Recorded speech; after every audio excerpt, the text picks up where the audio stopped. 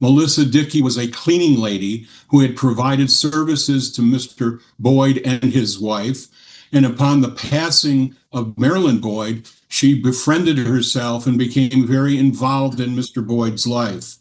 To the extent he was already an elderly, vulnerable adult, she knew that, and she's taken advantage of that and manipulated the situation so that she could benefit from his estate plan.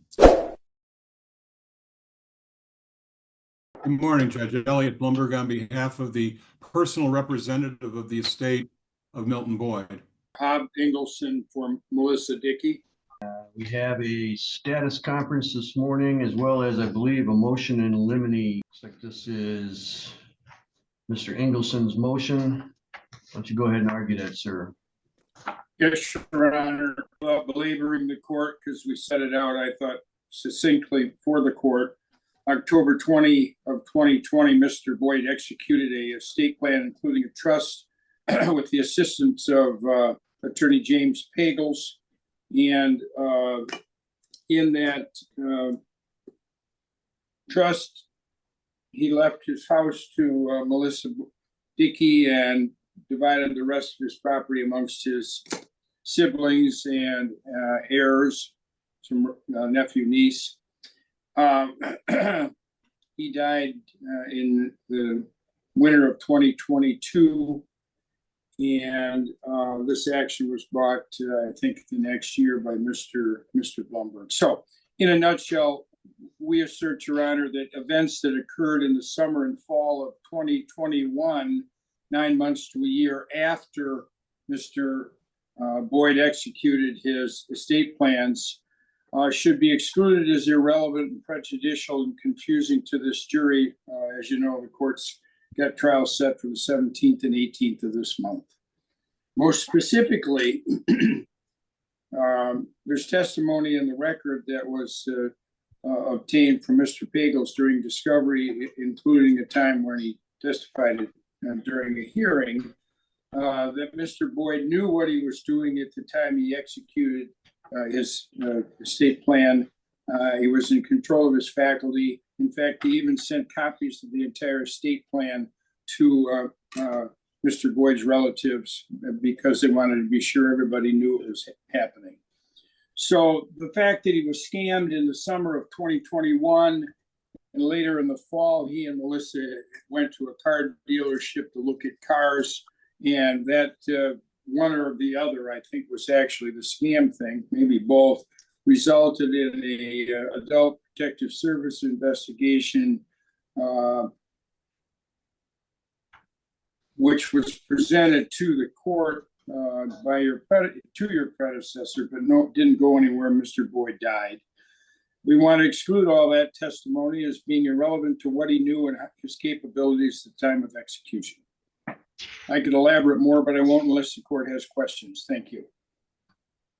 All right. Mr. Bloomberg, your response? Sure, Judge. Thank you.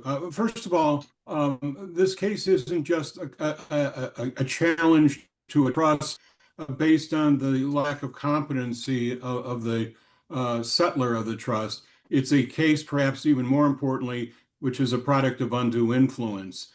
In Michigan, there is a presumption of undue influence where the perpetrator had an opportunity to influence the vulnerable victim. The perpetrator benefited from the action, and the perpetrator had a relationship with the victim. All of those things exist here. So we believe initially, starting from the get-go, there is a presumption of undue influence in this case. Melissa Dickey was a cleaning lady who had provided services to Mr. Boyd and his wife. And upon the passing of Marilyn Boyd, she befriended herself and became very involved in Mr. Boyd's life. To the extent he was already an elderly, vulnerable adult, she knew that, and she's taken advantage of that and manipulated the situation so that she could benefit from his estate plan.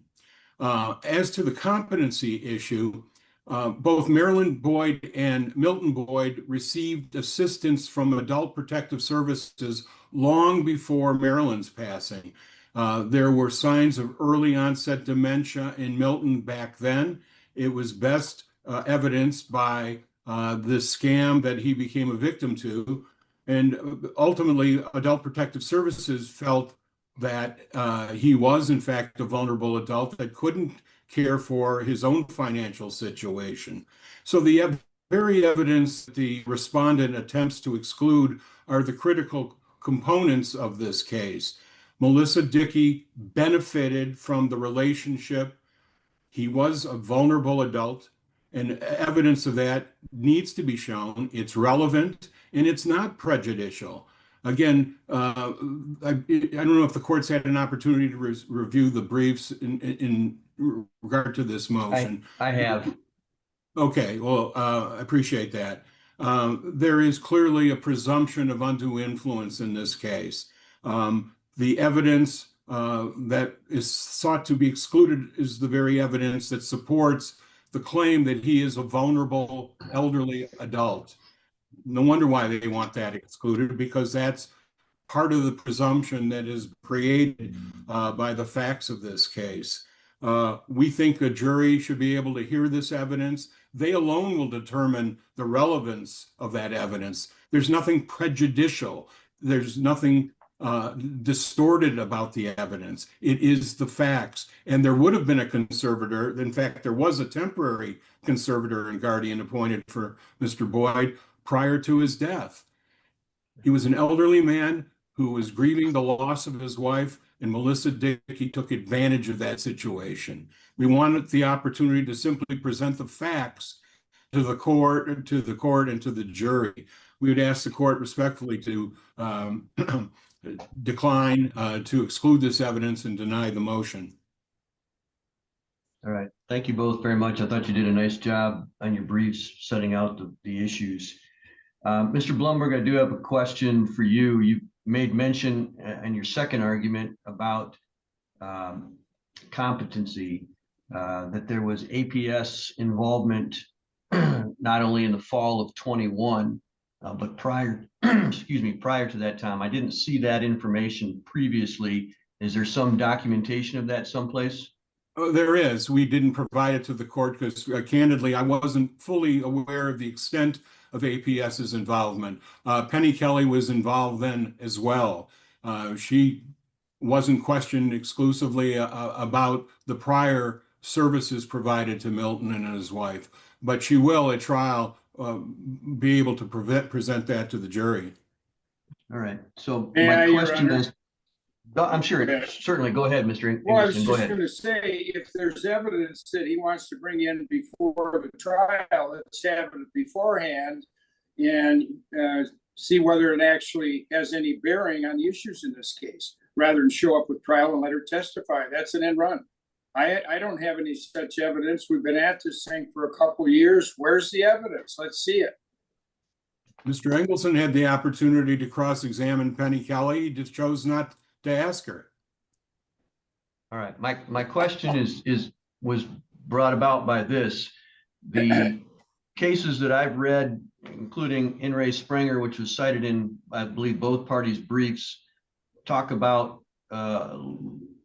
the time period around, and the statute is very clear that the time period that I'm supposed to be making my decision on is as of the trust agreement being made.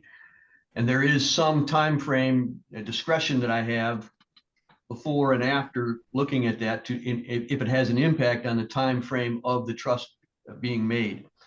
And so In re Springer said its particular facts was 18 months, and that's not a bright line rule. I understand that.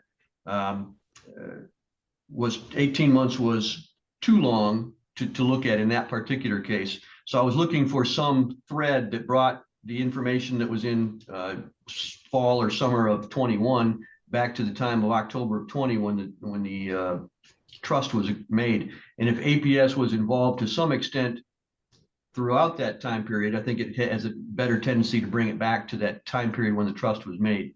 So based on Mr. Blumberg's indication, I'd be inclined to allow all of the evidence. My second reason for doing so is I believe that the undue influence issue also would be shown or could be shown as probative. by information that was done throughout the time period involved. Undue influence is an ongoing, in my mind, could be an ongoing thing. And I think it's going to be up to the jury to decide how much weight they're going to give that. So I'm going to allow the evidence. All the cases that I read, I also went through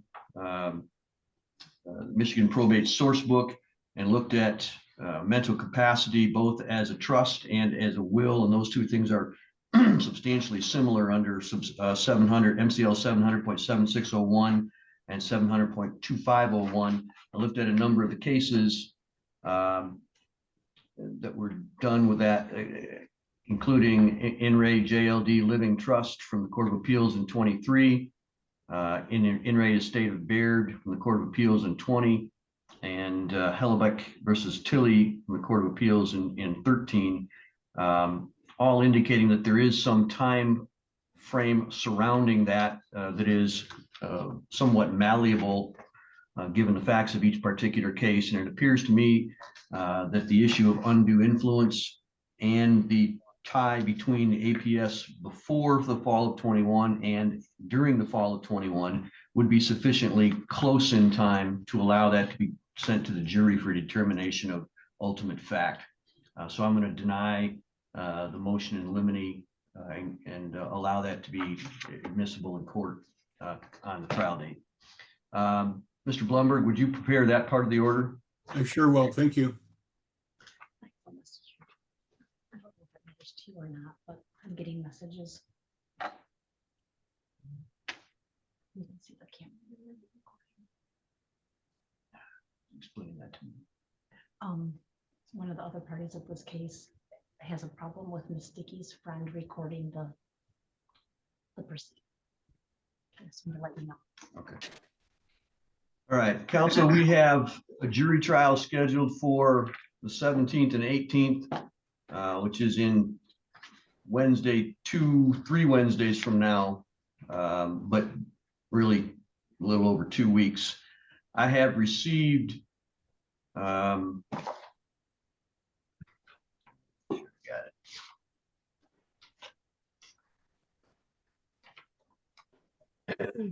jury instructions in a verdict form from Mr. Ingleson. Mr. Bloomberg, I have not received such from you. It will be filed today or at the latest tomorrow, Judge. 2 weeks, I think, was the scheduling order.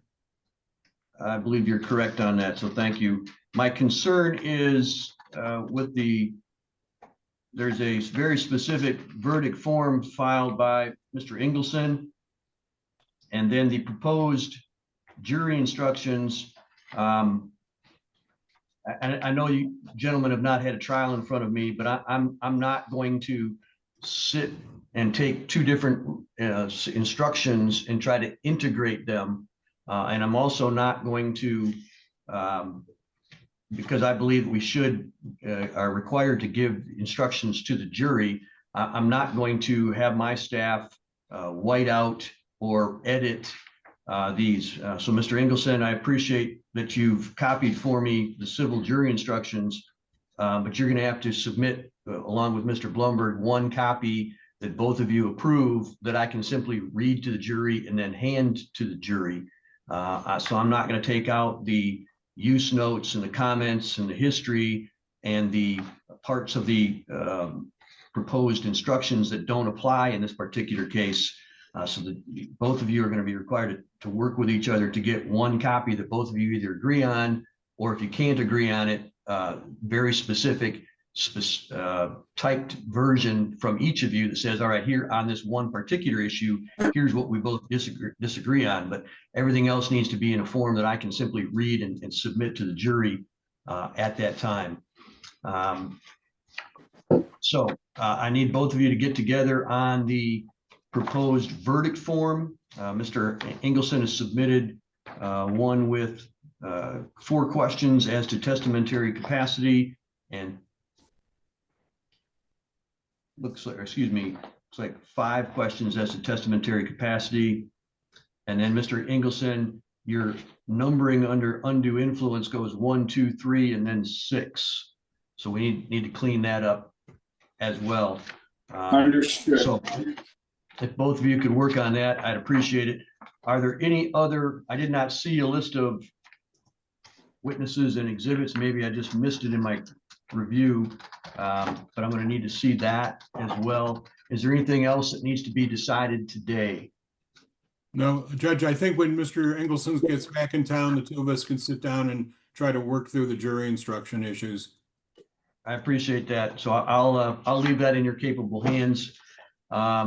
If anything changes between now and then, please let us know. Otherwise, we'll be prepared for a jury trial starting on the 17th.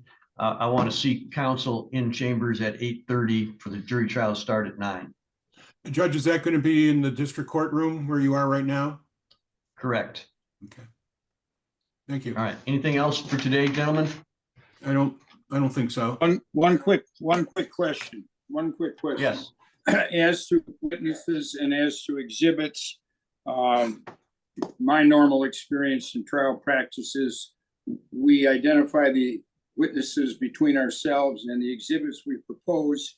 If we agree to all of them, we stipulate if there's any disagreements, then we let the court know that. And we can do that in advance by at least a week, I would think, maybe more. That's acceptable as far as I'm concerned. Mr. Bloomberg, any issue with that? No, Judge, I think we can work that out. All right, that sounds good. Thank you, gentlemen, and I'll see you in a couple weeks then. Thank you. All right, the next matter is Jack Morgan, file 25-11195-DE. Good morning, Your Honor. Philip Johnson appearing as petitioner in this matter.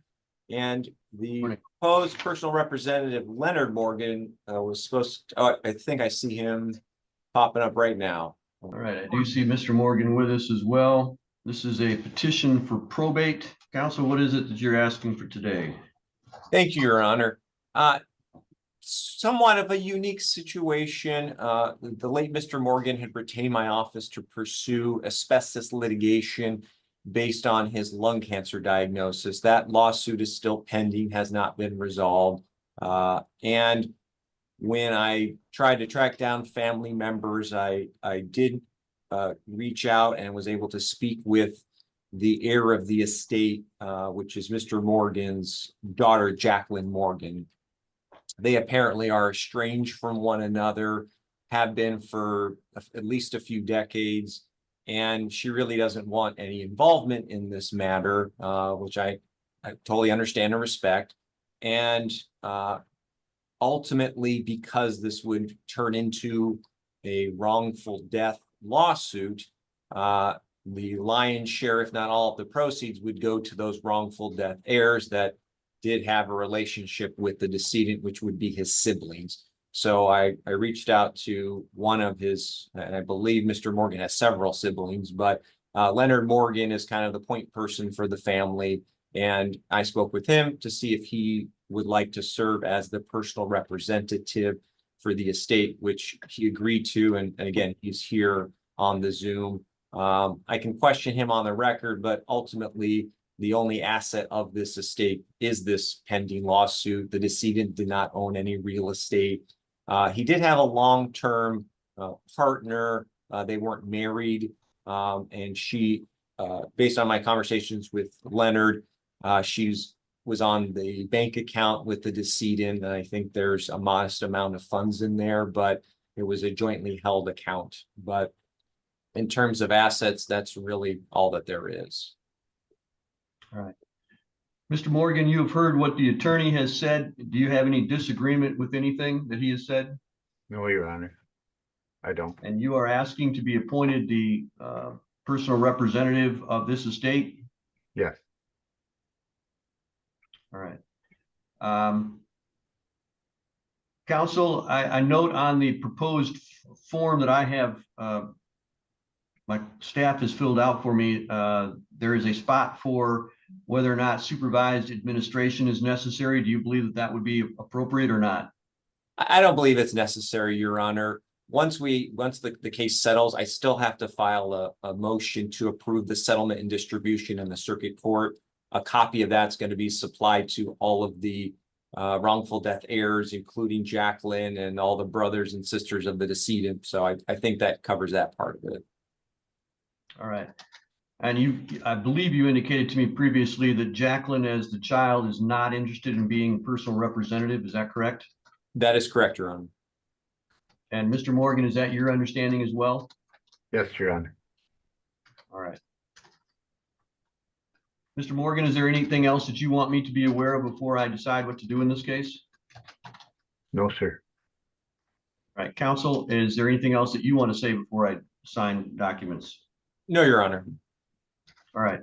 It does appear to me that this is an appropriate request for petition for personal representative. It does appear that Mr. Morgan would be an appropriate personal representative. The decedent was a resident of our county at the time of his death, died intestate. Mr. Morgan is a suitable for appointment. Supervised administration is not necessary, so the petition will be granted. I will find that the decedent died intestate. Mr. Morgan, Leonard Morgan, will be appointed to personal representative without bond, and the heirs are noted to be Jacqueline Morgan, the child. And with that, I will sign the proposed order of formal proceedings. Thank you, Your Honor. All right, we'll get copies of these out to you, counsel. Thank you. All right, that's all for today. Thank you very much. Thank you. Thank you, Mr. Morgan. We'll be in touch. Thank you, sir. All right, next matter is that of Jaden Grush. That's file 25-11178-CY. I'm gonna have counsel place their appearances on the record, please. Good morning, Your Honor. AJ Gupta appearing on behalf of the petitioner. Larry Brown on You. behalf of Mr. Crouch. All right. This is a petition for the appointment of a minor conservator and for approval to settle. Counsel, you want to explain what's going on? Yes, Your Honor. The minor here is 17 years old. He'll be 18 in next July. He was involved in a motor vehicle accident. He suffered some severe injuries, including but not limited to a dislocated right shoulder, a fracture of the femur, laceration to the spleen, and a C1 burst fracture. The insurance carrier for the proposed defendant in this matter has offered to pay its policy limits in the amount of $250,000. And we're seeking the court to approve that settlement for the minor. As such, the minor will be receiving funds, so we're asking the court to appoint his mother as the conservator to manage those funds for that 1 year period before he turns 18. Is Mom with us today? Yes, she is, Your Honor. All right. Mom, is there anything that the attorney has said that you disagree with? Not at all. All right. And how is your son doing? He's doing great now. Good. Glad to hear that. Sorry for the difficulties that he and you went through that caused by all this. Thank you. As to the dollars that are going to be involved in this case, you understand that the dollars that would go, that would flow to your son and those that have been attorney's fees and all of that. Do you have any issues or questions about that? No, I do not. And you believe this is in the best interest of your son to do this? I do. All right. Is there anybody else that would be a better conservator in your mind? No.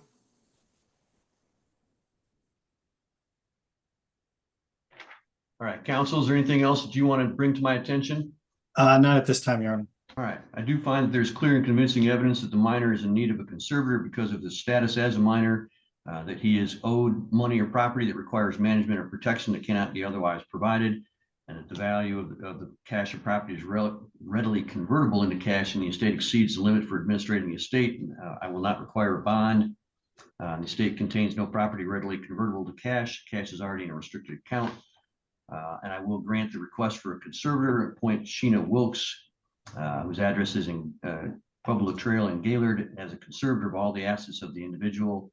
And I will approve the amount of $164,220.43 to be deposited in a restricted account. The other amount to be payable to the attorneys who garnered the settlement. So I will approve conservator in that manner.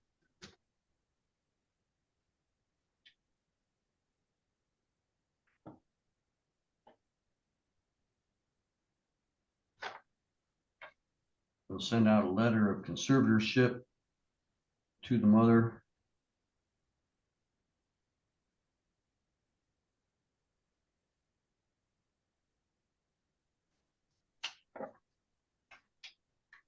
Ma'am, you'll be receiving some documentation from the court. One of those documents is going to be an acceptance of the appointment. If you could, I do see that you already signed that. I don't see a date on it. Do you mind if I put today's date on that for you, ma'am? Oh, no, that's fine. All right, thank you very much. All right, counsel, is there anything else that we need to do today?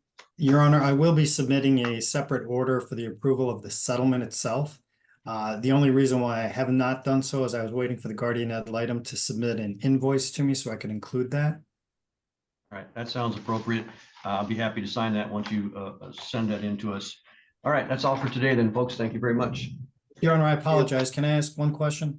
Is there an email Certainly. address where I could send that order in? I'll let my staff tell you what hers is. That would be appropriate to send it to her. Thank you, Your Honor. It's C as in cat, Parker, Parker, at Otsego County, MI.gov. Thank you. Thank you, counsel. Thank you, Your Honor. Have a great day. You too.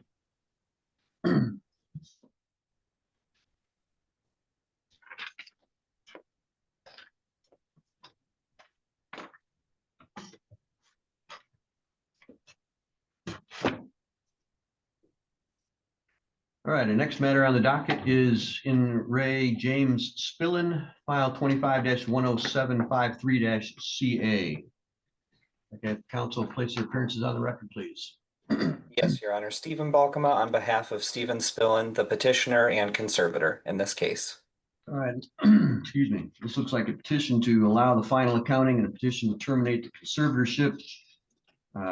Counsel, you want to tell me what it is you're asking for?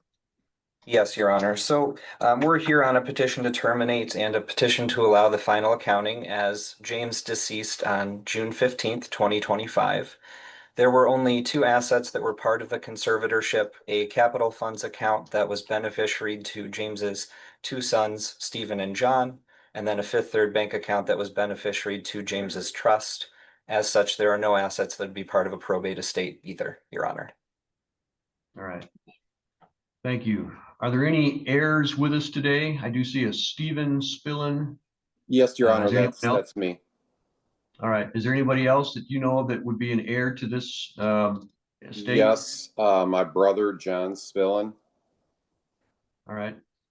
Is there any information that Mr. Balkema has given me that you dispute or that you disagree with? No.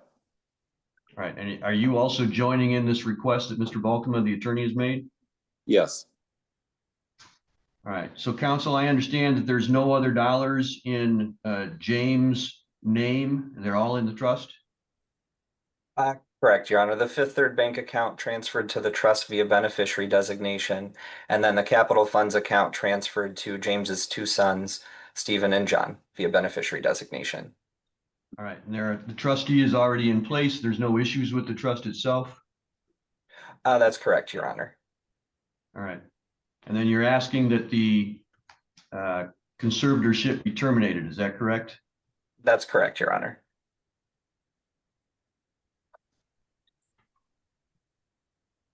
All right. And this would be the third and final accounting?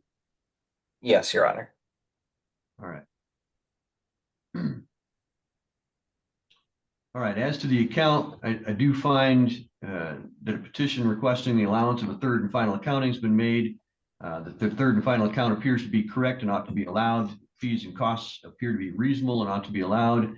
And so I would so order, and the fiduciary would be discharged and the file closed.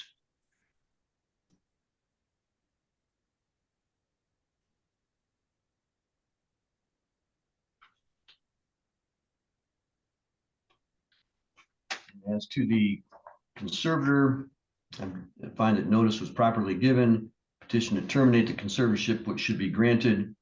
The individual is no longer in need of conservator because the dollars is passed and the dollars have now been settled by way of trust and disbursement. Petition is granted and conservatorship is ended.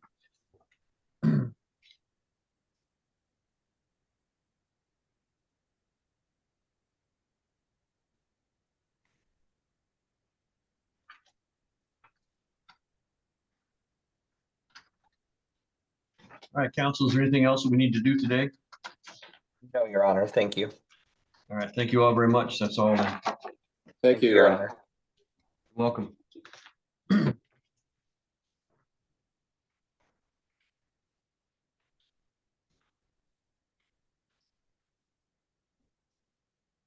right, the next matter is in regard to Carol Buxton. It's file 25-11188-DE. Who do we have at present for that hearing, please?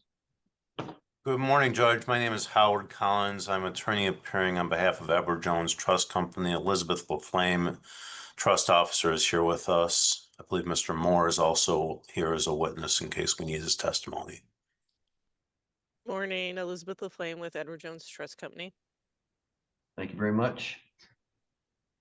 All right, I have listed as heirs Julie Tolan, Ted DeGroot, and Corbin Kelly. Do we have any of those persons with us today? Those are, Judge, I believe those are the people listed as personal representative nominees in the codicil. Those are not the heirs. The sole heir is Jean Hemstreet. All right, thank you for that correction. And I don't believe that she's online with us. And I've received no communication from her. All right, as I understand it, the original will could not be found, but there was a copy of it. Is that correct? That's correct. And the copy, so the copy was attached. There was an unsigned copy.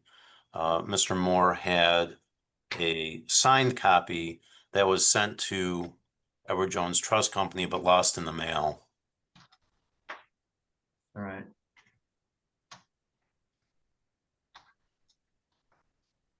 And Ms. LaFlemme, from Edward Jones' perspective, is there any problem with you, your entity, dealing with this unsigned will as long as the court enters it as part of the formal proceedings? That's acceptable, Your Honor. Yes. All right. So I assume that was true, but I want to make sure. All right, it does appear that notice of, I'm sorry, is there anything else that you want me to be aware of, counsel? No, I believe the court has the renunciations of the three nominees as well. Yes. Yeah, we're just seeking the opening of probate, admission of the will and the codicil, appointment of Edward Jones Trust Company as a personal representative. All right, yes, I do see those and I have reviewed that. And I do have a copy of the original codicil attached as well, so I have reviewed that as well. It does appear that a proper notice was given that the decedent died in November of 2024 as a resident of this county. I do find that the heirs are determined to be Jeannie Hemstreet, his aunt. There was a valid unrevoked will dated December 9th of 2015 with a codicil dated January 4th of 2019. Edward Jones Trust Company would be a suitable appointment, and the decedent's will directs unsupervised administration, so the court will order that the petition is granted. Decedent died intestate. The will and codicil are valid and submitted to probate. Edward Jones Trust Company is appointed the personal representative without bond, and the decedent's heirs are determined as noted above, Jeannie Hemstreet being the aunt, and I will sign that order today. Thank you, Judge.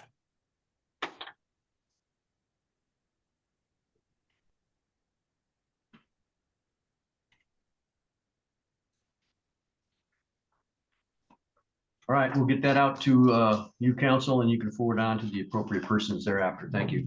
Thank you. Thank you. You're welcome. Bye now. Thank you for showing up, Mr. Moore. You're welcome. I'm glad it's working out. Thank you.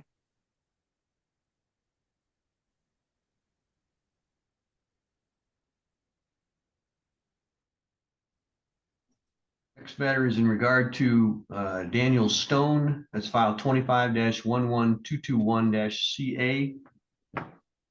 I can have the parties here for that case place their appearances on the record. Mr. Westerman. Yes, thank you, Your Honor. If it please the court, Rob Westerman, I'm appearing on behalf of the petitioner, Judy Stone, Judith Braun Stone, and she is married to Daniel Stone. And they are here today with their North Carolina attorney, Miss Stella Knight, who handled the general guardianship proceedings in North Carolina. And I assume they can introduce themselves, Your Honor. I can make a statement now, or you can meet the other parties, whatever your pleasure is. Well, let me do that. Talk to the other parties for just a second, and then I'll have you tell me what it is that we should be doing today. If I could have, is it Stella? Did I see him? Yes, Your Honor. My name is Stella Knight, and I'm an attorney in North Carolina. We're coming to you live from Hertford, North Carolina. And I am here with Miss Judy Stone and her husband, Daniel Stone. Good morning. Yes. Good to see both of you. All right, Ms. Stone, you've heard what Mr. Westerman has said. Could you give me a little bit of information as to the background in North Carolina? Tell them about the guardianship. Okay, I am the guardian of my husband, Daniel, and we are trying to sell our home in Gaylord, but North Carolina requires that we get permission to sell because I'm his guardian and we are no longer in Michigan. All right. So you've moved full-time to North Carolina, as I understand it. Yes, we have. Correct? Yes. All right. Yes. And how long have you been the guardian for your husband? About 1 month now. All right. And is he living with you full-time, or does he require additional care beyond that? No, he lives with me in our condo in Hertford. And the sale of the home in Michigan would be because you do not intend to move back to Michigan, and would that be accurate? Correct, yes. All right, and you would deposit that in a joint account that would be used for the upkeep of both you and your husband. Would that be also correct? Yes. Your Honor, we're planning on having half of the proceeds go into a guardianship solely in the name of Daniel Stone, with Miss Judy Stone as the guardian, and then she would report to the court for half of the proceeds as she spends it for Mr. Stone's care, upkeep, well-being, etc. All right, that sounds really good in that way. And I assume, counsel, that the guardianship was approved in North Carolina. Is that correct? Yes, Your Honor. She is bonded also in North Carolina. All right.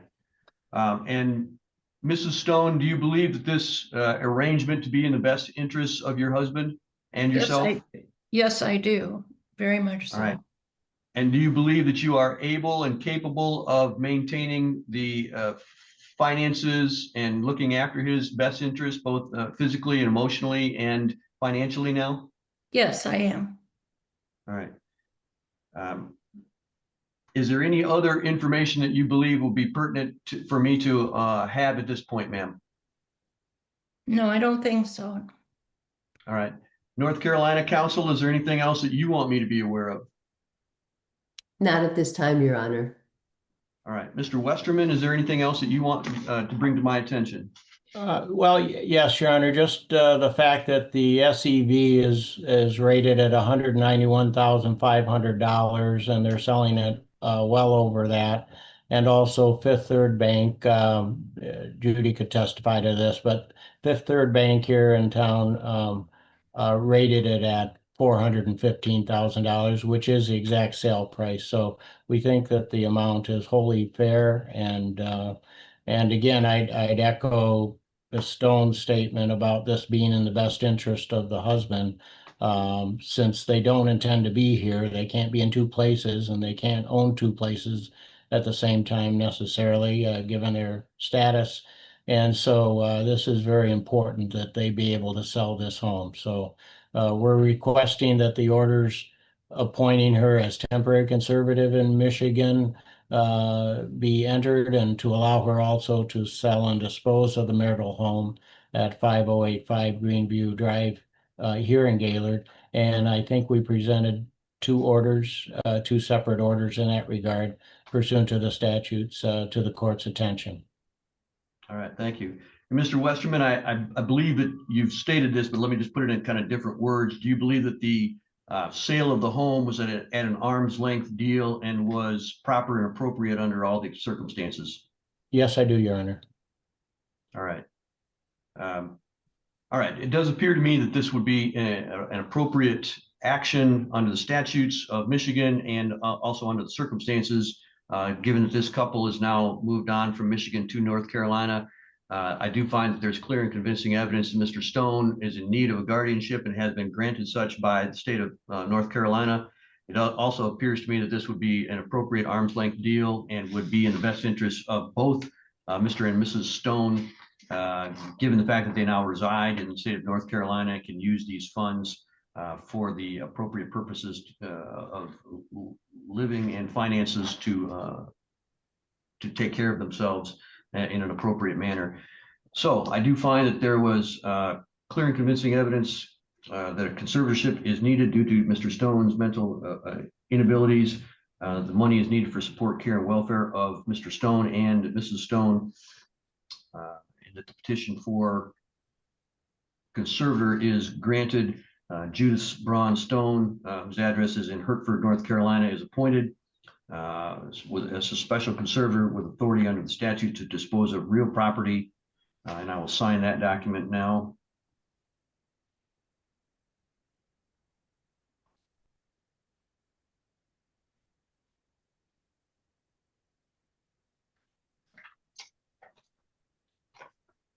And I will also sign the proposed order approving the sale of dwelling and authorizing the conservator to convey real property. Is ordered that Judith Stone, conservator for Daniel Alexander Stone, has the authority to sell and convey the marital home, commonly known as 5085 Greenview Drive in Gaylord. And it is properly described and legally described as Lot 39 in Gaylord Country Club. And is hereby directed to make a deed and execute the deed and all necessary closing documents to Dale Schmitz and Faye Schmitz, conveying for a gross sale price of $415,000, which I find to be appropriate.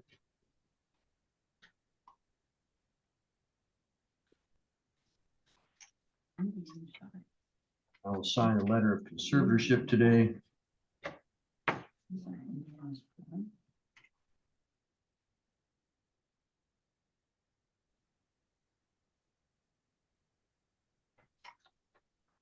Mr. Westerman, is there anything else that we need to do today?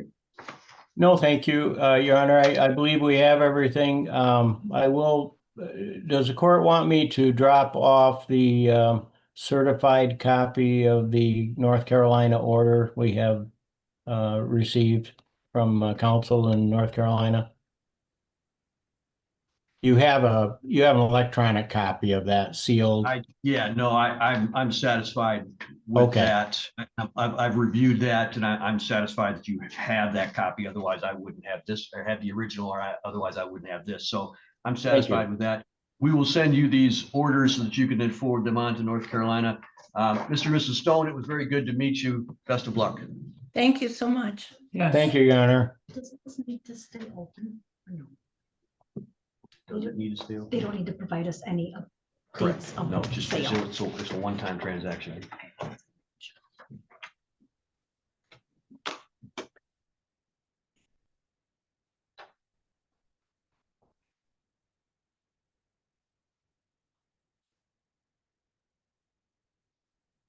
All right.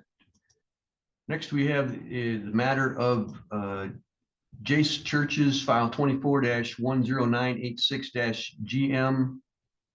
Also of Liam Churches, which is file 24-10985-GM. Mason Churches, 24-10983-GM. And Riley Churches, 24-10984-GM.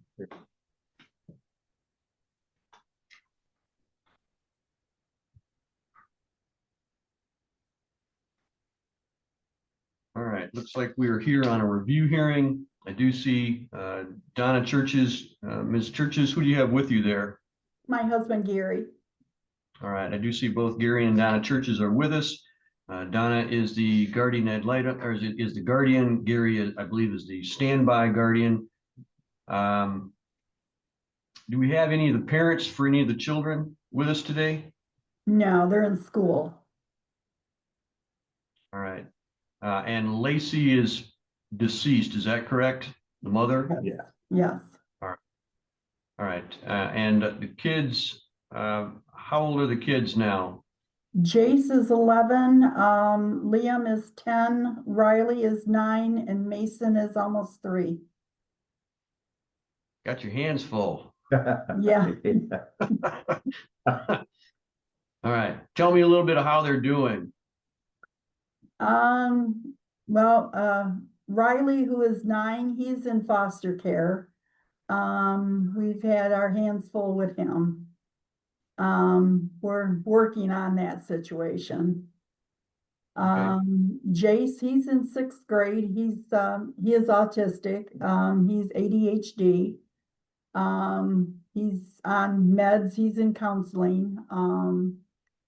We have a counselor that comes out once a week to the house. He goes in on Tuesdays for counseling.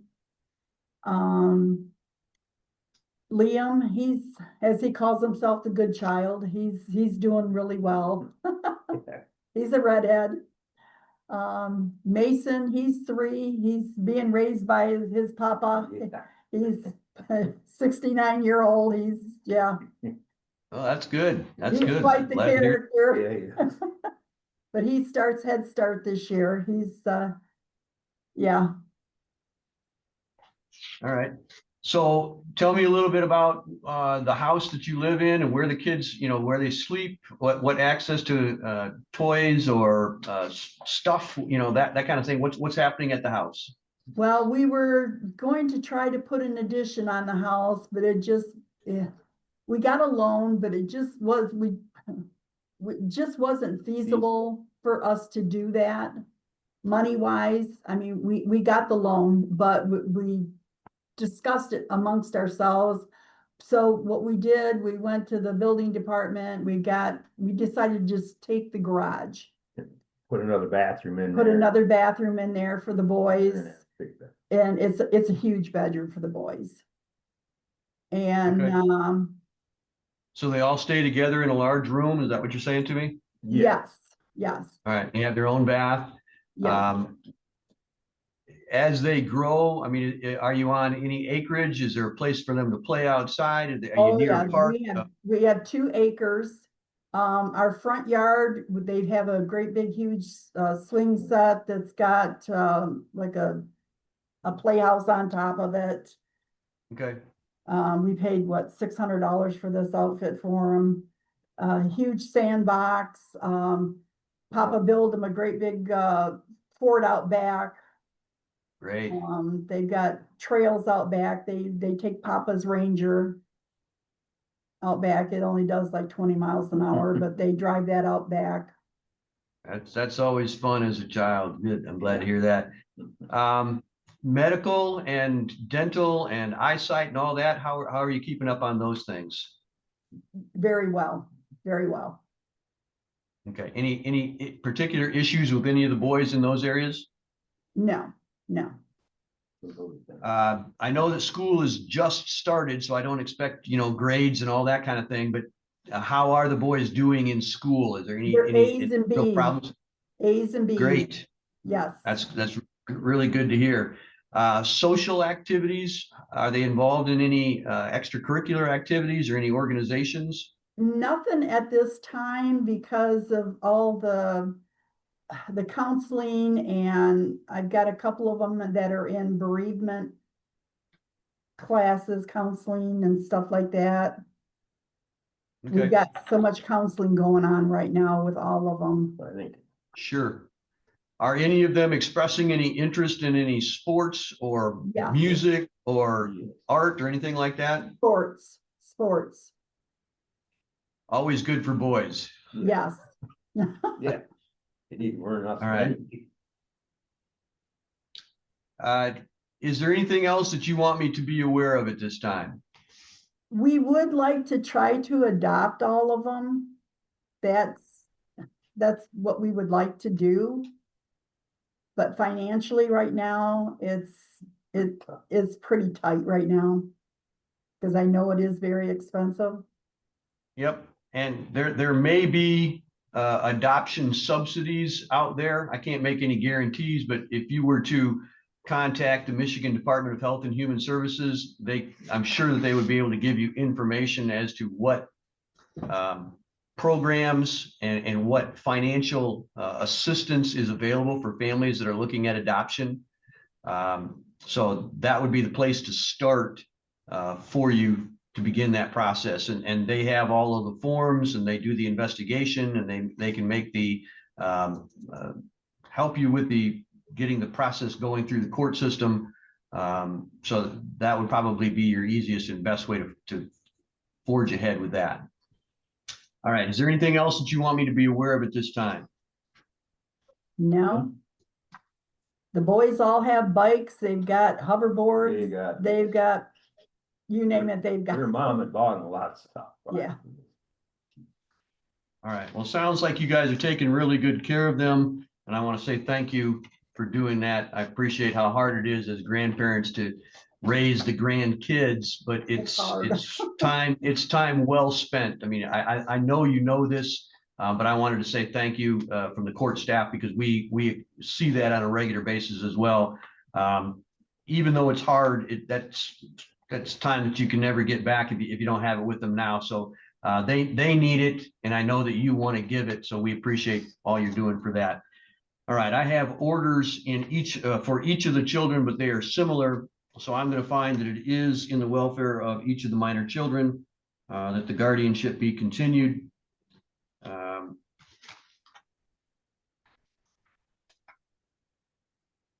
wasn't aware Riley's in foster care. Would his guardianship continue? I'm going to do that at this point. We'll see if foster care needs to change anything with that. And I believe that the two of you have full guardianship. Is that correct? Yes. All right. So we will continue that aspect as well. Now, I have a question. Go right ahead. On the bottom of these papers, it says involving an Indian child. That's a box that would need to be checked if there were any Indian heritage. Are either of you aware of any Indian heritage with the children? No. So if there is that, then there are additional procedures that need to be done similar to, which would involve notifying the tribe, because there may be benefits and there may be other procedures that the tribe requires. So we're simply, if there is any indication of Indian heritage, obviously the tribe determines whether or not the child is a member of the tribe or not, but they may have access to additional benefits through the tribe that we would be required to talk about. But I wasn't aware of any, but thank you for bringing it up. Yeah. So, all right. Let me see if there's anything else that I need to check on these boxes. All right. And then I'm going to also sign letters of guardianship, which renew this as a full guardianship. The only restriction on that being that you are not authorized to allow any extraordinary medical procedures such as sterilization, vasectomies, organ transplants, that sort of thing. But you have the full guardianship authority, which means that you are in effect the parents of each of these children. Okay. My staff brought to my attention, and you mentioned it as well, that I believe is it Riley that's in foster care at the moment? Yes.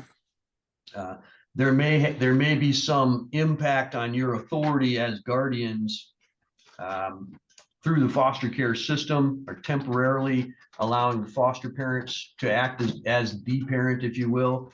But I don't think it changes anything at this moment. You still remain as the guardian of Riley, and if there's any questions about that in the future, we'll resolve that with a future court case. But I'm going to allow you to continue to be the guardians there, so that if foster care is ended, and hopefully that will be the case and he can return to you, you would still remain as the guardian, and we wouldn't have to do anything special at that point. He could simply be returned to you once his issues have been resolved appropriately. Is there any questions or any other information that you think that would be beneficial for me to have at this point? No. All right. I will sign all of those documents as to each of the children, include Mason, Riley, Liam, and Jace. And again, thank you very much for all of your help. We appreciate that. That's all for today then. Thank you very much. Okay, thank you. You're welcome. We're owners again. Yep.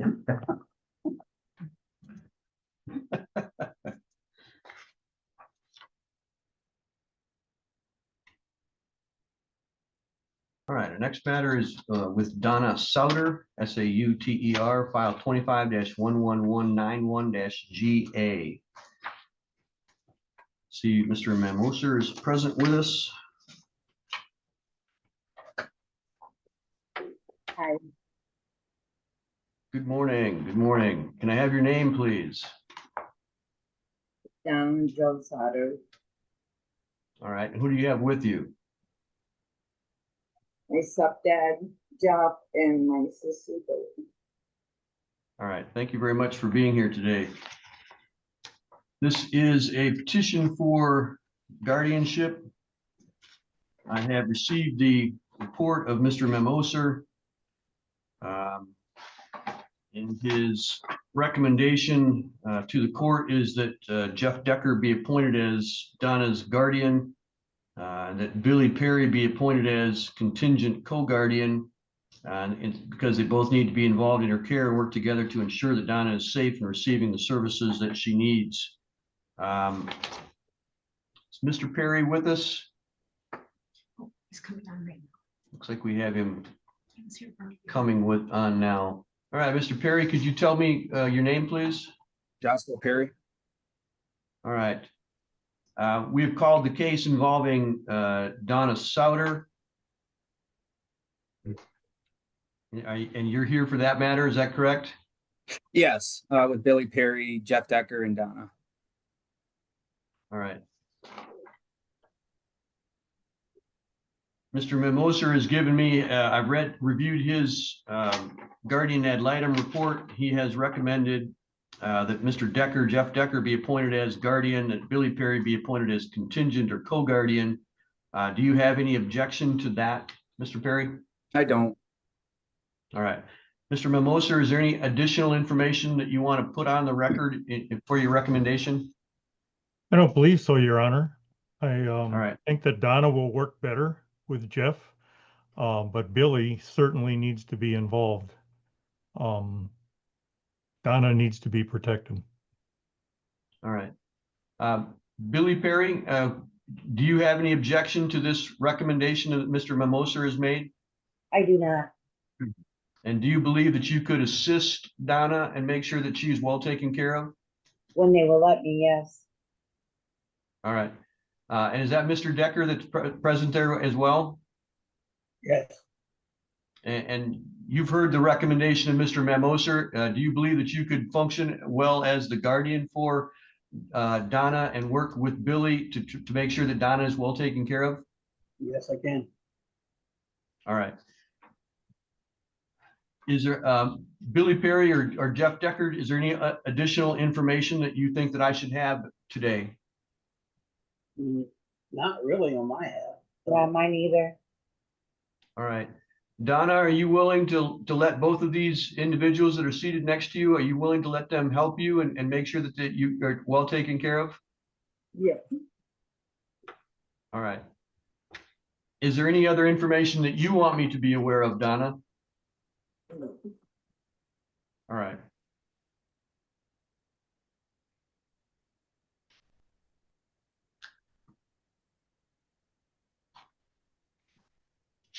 We lost our mom like 6 months ago, and it's been hard. I can certainly understand that.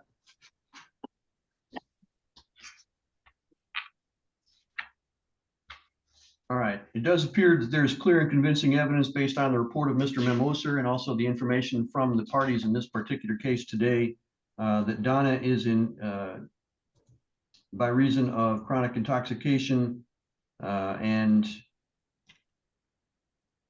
mental deficiency, is in need of a guardian, as she is impaired to the extent of lacking sufficient understanding of capacity to make or communicate informed decisions, and is an incapacitated individual.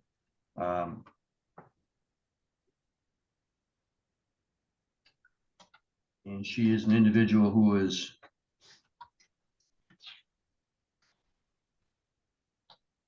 partially without the ability to care for herself.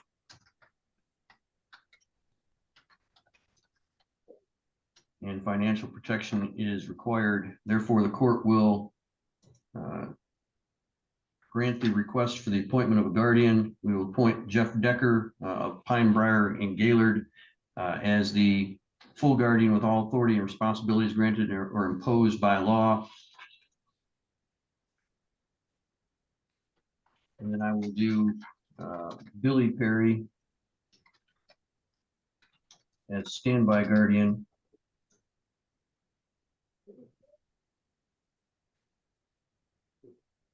We have her address. Yes, Fill that in on the form later. yes, I will. All right. So we will appoint Ms. Perry as standby guardian to be of assistance to Jeff Decker in working together for the benefit of Donna. Is further ordered that pursuant to the new statute, the guardian shall have the authority over the ward's money and tangible property, including but not limited to bank accounts, pensions, social security benefits, and other governmental benefits, and shall have the authority to receive all financial information regarding the ward's assets and to open and close accounts. And I will sign that as of today.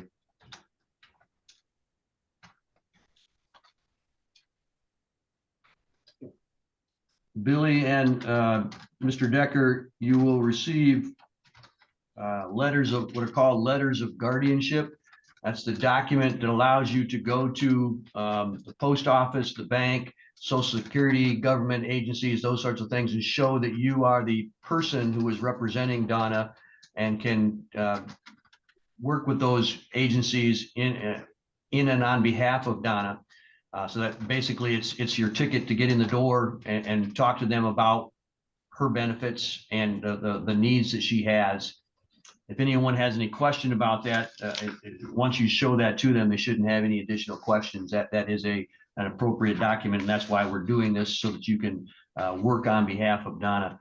I would hope that both of you would be able to communicate with each other and would work together for Donna's benefit. And would do everything you can to make sure that Donna is both healthy and happy and understands as much as she can about what you're doing and why you're doing it for her. Any questions that either one of you have at this point? I don't have no questions. I don't either, Your Honor. All right. Well, I want to say thank you to both of you for stepping forward and being willing to take on this duty to help Donna. Donna, I hope that you will continue to work well together with Billy and Jeff and help them to help you so that everything can go smoothly and you can get all the benefits and all your needs met as is required. Mr. Perry, again, thank you very much for your assistance for this as well. Mr. Mimosa, as usual, thank you for your good job and good work on this as well. All right, that'll be all for today then. Thank you very much. Thank you, Your Honor. Thank you.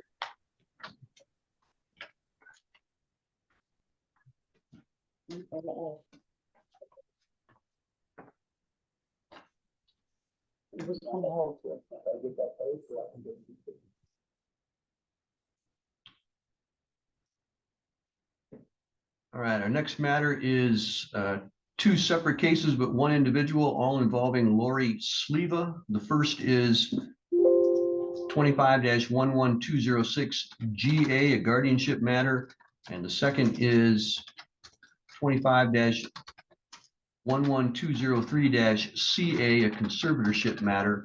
I see that Mr. Delaney is here with us. Appears to be a transfer of a guardianship from Emmett County and then the opening of a new conservatorship.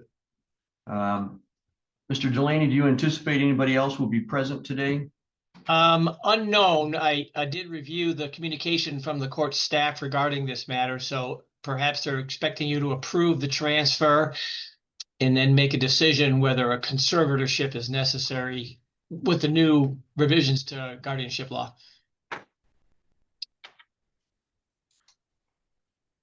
Yeah, I think that's kind of where we're at with this. As I understand it, the proposed ward is in Meadowlodge here in Gaylord. Is that correct? Yes. Yeah, we appear to have someone that's joining us. All right. Answered your question. Thank you. Could I have your name, please, ma'am? Yes, my name is Lana McLucky. I'm Lori Sleeva's sister. All right. How is Lori doing? She's doing fair. She's admitted with dementia. She gets very confused. She has left her home, obviously, and has lost all contact with people that she recognizes. And I'm concerned. My brother Rick Knierim is concerned. Our family is concerned. And Your Honor, our very dear friends, Jerry and Lori Hurst as well. And I don't know if this is the time to introduce this idea, but I have approached them and my brother in consideration of making a family friend guardian, as opposed to the current guardian. Public guardian. The public guardian. All right, sounds like we have someone else joining as well. So let me wait until they do that, and then I'll have you kind of repeat that just a little bit. Ma'am, could I have you state your name for the record, please? Good morning, Your Honor. It's Vicki Hankins, the guardian for Lori Sleva. All right. We've just called the case. Mr. Delaney is here, and then forgotten first name already. I apologize. Ms. McLucky is here as well. Lana McLucky is here as the sister, and Ms. McLucky has said that the family is considering requesting a different guardian, and so that's when you came on. So let me ask her to repeat that and go into a little bit more detail, and then Ms. Hankins, I'll give you an opportunity to respond as to what you think would be appropriate as well. Ms. McLucky, could you explain your request in a little more detail, please? Well, I will give it a try. Ultimately, I'm concerned, and as my brother is, for her care and her mental health, and having a dear family friend be involved as a public guardian, someone that she has known. Her husband, who passed away in 2026, has known for probably 20 years plus.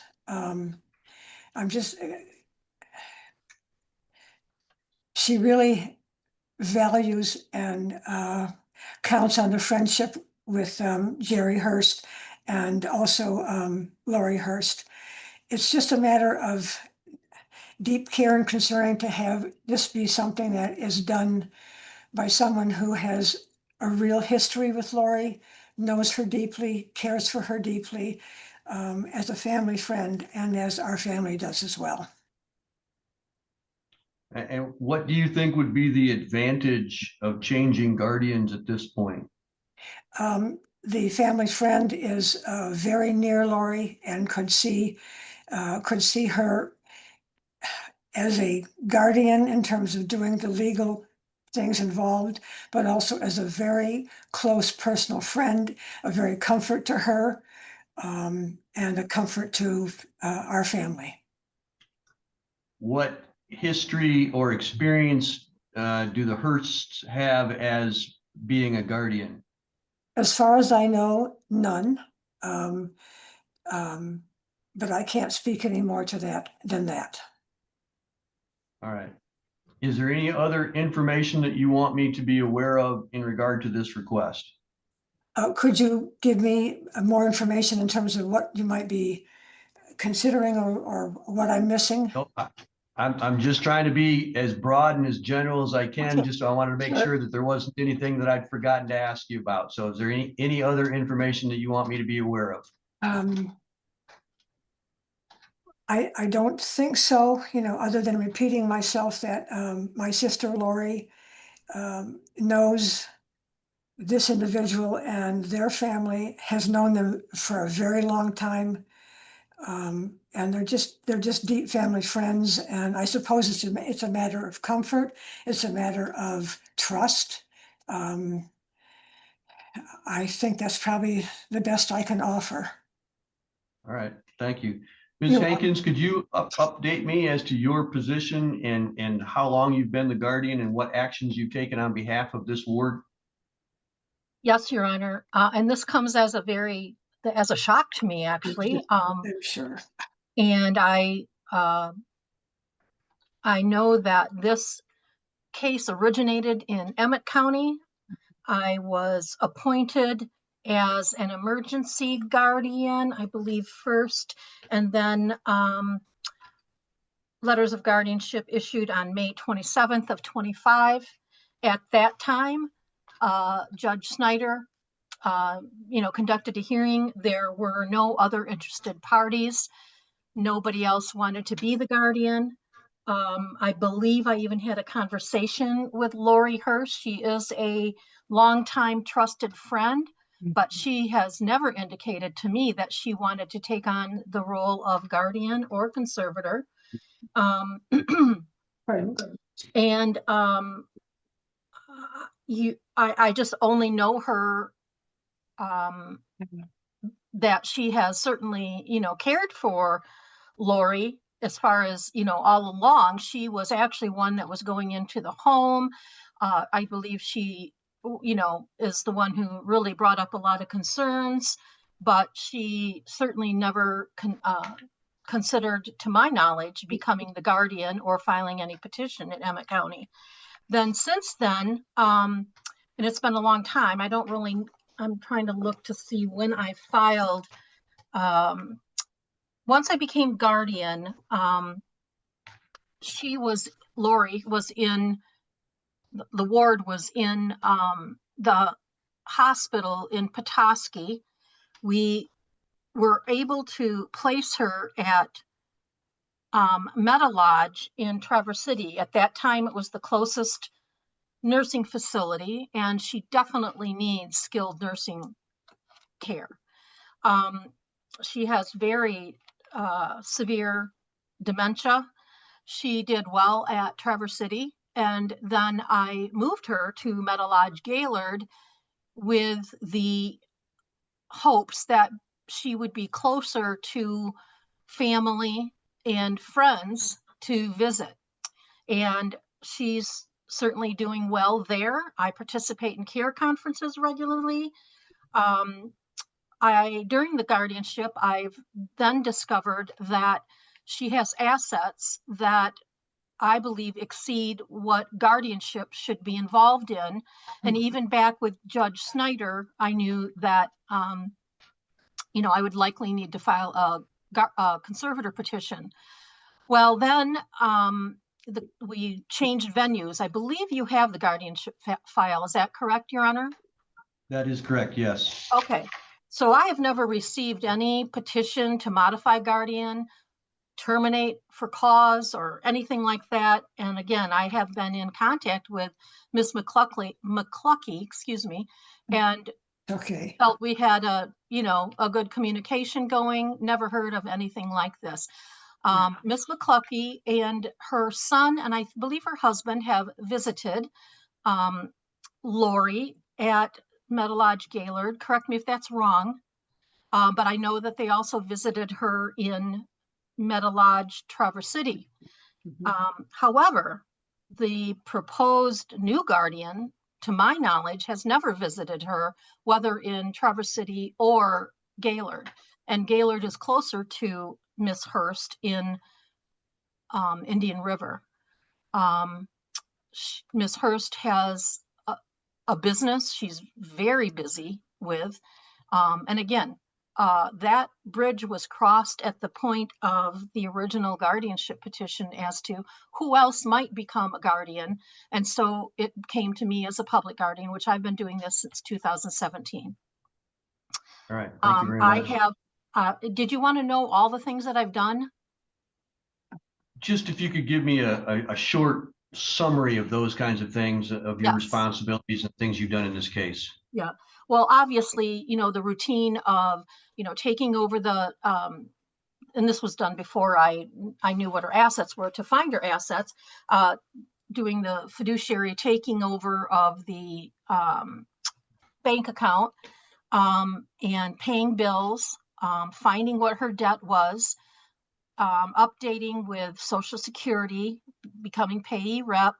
I also discovered that the ward had been her deceased husband's personal representative, and the court in Sheboygan administratively had to close that because it wasn't completed.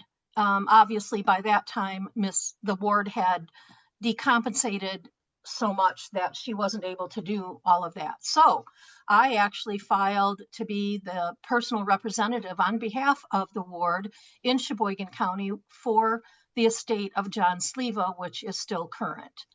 I did a house clean out. I have had people come in to tell me what needs to be done at the house. I have an offer on the home, which is another reason I need conservatorship so that I can sell the home. And then once I get all the assets taken care of and get her spent down, I would be applying for Medicaid.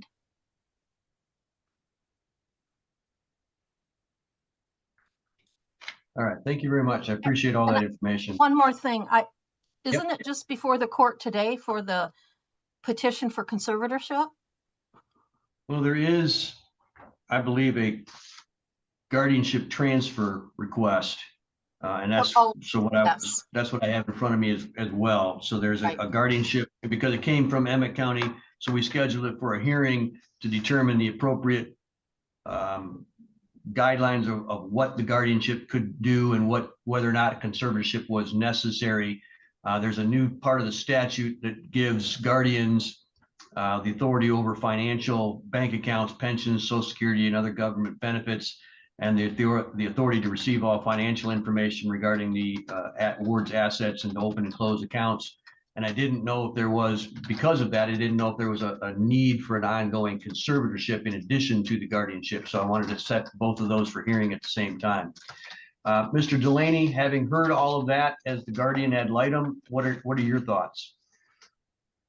Certainly, family and friends can be better suited to act as guardian or conservator, but not all the time.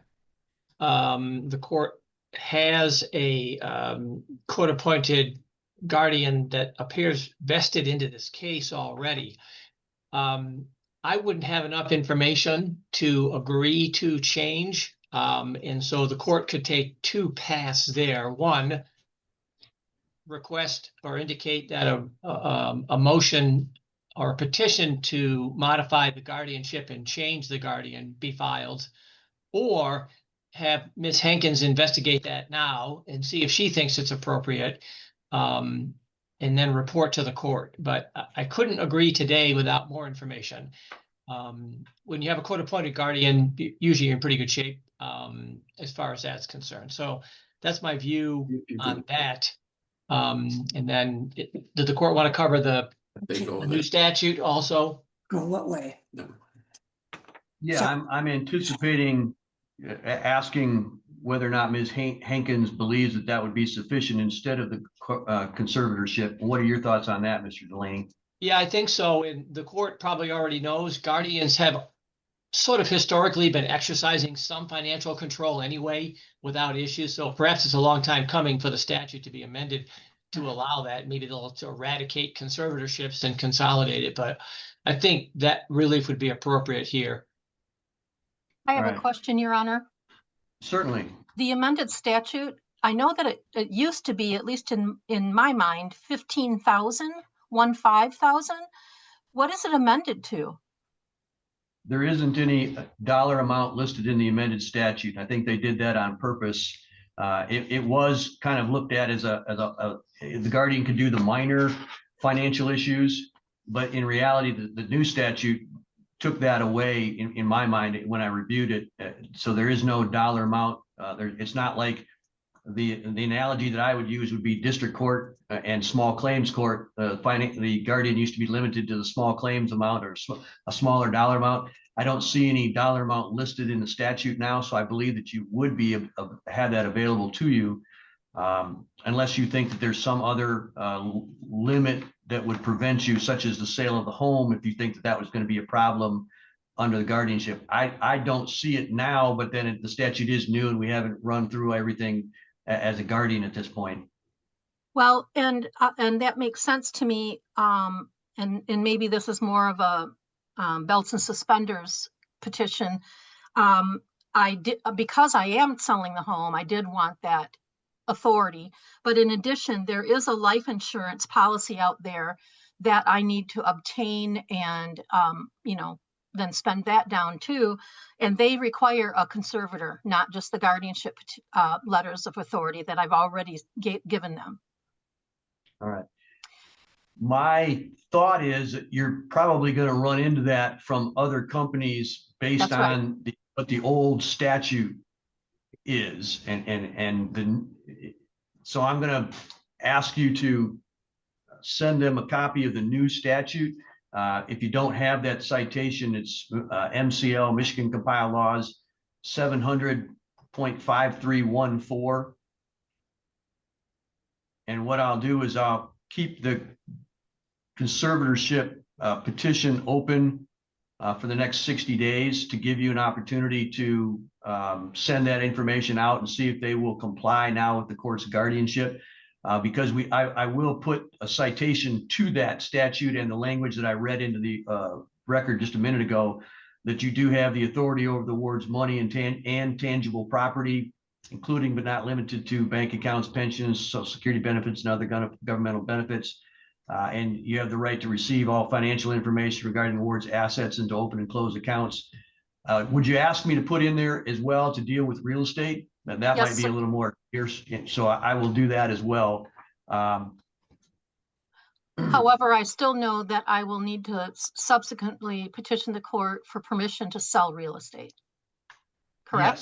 Yes. Yes. That is correct. That has not changed. But so it is unless I hear from you otherwise, it's my intentions to sign an order that grants the transfer from Emmett County to Otsego County, to appoint you here in Otsego County as the guardian with those additional financial abilities as the guardian, and I will simply keep the conservatorship petition open so that you don't have to refile and incur those costs.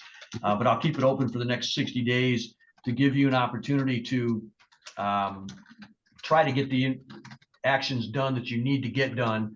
And if there's any difficulty that you think you need an extension to that time period, please let us know. You can call or contact Ms. Parker at the probate office here in Gaylord, and she'll assist you with keeping that open for as long as it's necessary. But I think that guardianship should now cover what you need it to cover. We just have to give the other people, the insurance companies and the realtors and all that time to understand that there is a new statute that gives you additional powers. So, Ms. McLucky, what I'm going to do with your request is, I agree with Mr. Delaney that there's some limited information or some additional information, I should say, that probably should be given to us if you're going to make a formal request to change the guardian at this point. It does appear to me that Ms. Hankins does have a lot of institutional knowledge, has done a lot of good things already as the guardian. It appears that she's right on top of everything at this moment, and I can't see anything different that needs to be done other than what she's done already. Under those circumstances, I don't think it would be appropriate to just bring in somebody that would give a little more comfort to Lori. Nothing wrong with that, and I would hope that the family would continue to do that. But what really needs to be done as a guardian is all of this technical, financial knowledge and action, which Ms. Hankins has appeared to do very well. So if you believe that there is a continuing need for change, there are forms that can be filled out, and they would ask for additional information as to why you believe the change is necessary and who you believe would be the best or better person to fill that role. Sure. So you have the right to do that. That's called a motion to terminate guardianship. And that's a formal document that you could file, or any member of the family could file. So I would ask you to do that in the future. But at the moment, it appears that the family is best able to give the comfort and care which Lori needs, and that Ms. Hankins is best able to give the financial judgment and abilities that Lori also needs. And so I would ask that those two things continue to work together at this point. Okay? Your Honor, I do have a question because I might have missed So do I. Miss McClucky's first explanation.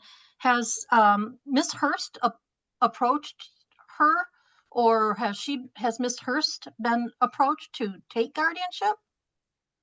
I have been approached by Jerry Hurst, and my conversation with my brother Rick Knierim to consider a change. This hasn't been a knee-jerk thought.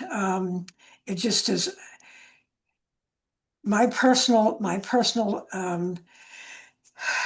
pain of not being able to be a guardian when Lori was in the hospital, and things changed very quickly, and the hospital wanted her out, and a public guardian was, I guess, probably the last resort. My husband and I are cancer patients. We have an adult son who has some issues. And it was just a whirlwind of things, but I will certainly take into consideration, your expertise, and think on this, and go through the other channels if in fact we wish to continue this. All right. Thank you. And you certainly have the right to do that. And there are forms that you can fill out to make that formally done. And I think it would be best if you decide to do that, to do it in a formal manner so that everybody gets notice of it and can think that through on all aspects of that, rather than to just have a presentation like today. Nothing wrong with your presentation today, but it just kind of caught everybody off guard a little bit. We want to make sure that we make the best decision possible. So for now, I think the best thing possible is for the family to help Lori as much as they can in giving her comfort and care, and for Ms. Hankins to continue as the guardian in this case, doing the behind the scenes financial work for us. And until we get a more formalized request, we'll leave things as they are right now. This is legal and very detailed, and I understand that and appreciate it. All right. Thank you very much, ma'am. I appreciate that as well. All right. I will sign the order regarding the appointment of a guardian, continuing the appointment of Ms. Hankins with the additional information of the new statute for additional financial abilities. I'll also sign a letter of guardianship so that Ms. Hankins has that and can give that to whoever she needs. And I will also sign the order allowing change of venue from Emmett County to Otsego County and continuing the case here. And then finally, I will keep the conservatorship petition open for the next 60 days. And so that Ms. Hankins has that ability if she needs it in the future. She can certainly contact Ms. Parker from our probate division at that. All right. That's all for today then. Thank you very much. Thank you, Your Honor. The brother, just for the record of parties who appeared, was that Rick, Lori's brother? Rick that was with Knierim? Lana? Yeah. Okay. Yes. Okay. Yes. Thank you. All right. That's all. Thank you very much. Thank you.